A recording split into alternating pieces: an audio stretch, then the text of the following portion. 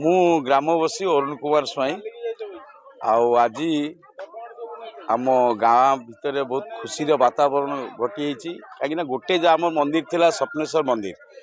जहाँ ग्रामवासी उद्यम एवं गोपालगाँ युवक मान उद्यम आज गोटे महावीर मंदिर प्रतिष्ठा आम करुचु ग्रामवासी तरफ आज गाँव रोटे भल वातावरण आम प्रसाद सेवन 3 दिन धरी करूँ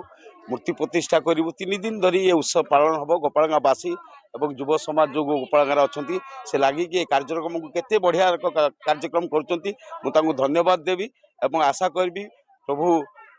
श्रीराम एवं प्रभु जगन्नाथ मान को आशीर्वाद दौंती आगामी दिन में गोटे जगन्नाथ मंदिर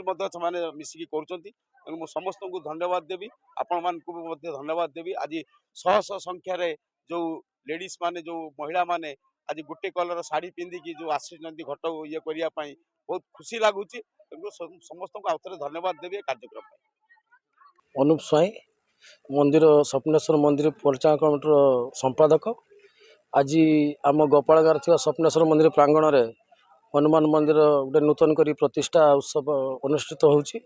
एवं आज प्रथम सकाळ 8टार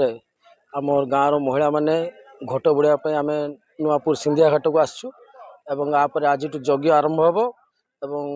यज्ञ आरंभ काली यज्ञ हम एवं शुक्रवार दिन आमर संध्या बेले प्रसाद सेवन कार्यक्रम रही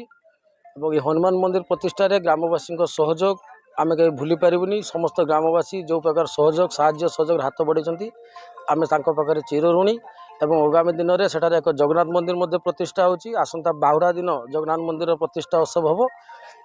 एवं आज जो शह शह संख्यार महिला माने एकत्रित हो घटबुड़ा कार्यक्रम को आसी समस्त ग्रामवासी को धन्यवाद दूँ।